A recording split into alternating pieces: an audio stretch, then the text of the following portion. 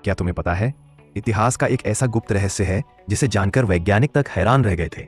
साल 1940 में इजिप्ट के साक्कारा नाम के शहर में पुरातत्वविदों को एक अजीब चीज मिली, एक लकड़ी का छोटा सा पक्षी जो हजारों साल पुराना था।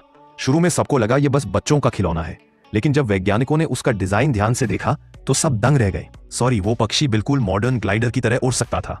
अब सवाल यह उठता है, क्या प्राचीन इजिप्शियन लोगों को एरोडायनेमिक्स की जानकारी थी? क्या वो वाकई उड़ान भर सकते थे, या फिर उन्हें यह ज्ञान किसी और सभ्यता से मिला था? आज तक साक्कारा बर्ड का रहस्य पूरी तरह नहीं सुलझा, लेकिन ये इतिहास को एक बड़ा सवाल देता है, क्या वाकई हम ही इस धरती की सबसे उन्नत सभ्यता है? अगर तुम्हें ऐसे दिमाग हिला देने वाले हिस्ट्री सीक्रेट्स पसंद हैं, तो सब्सक्राइब करो नेट फैक्ट, क्योंकि अगला फैक्ट इतिहास के सबसे गहरे रहस्य से जुड़ा है।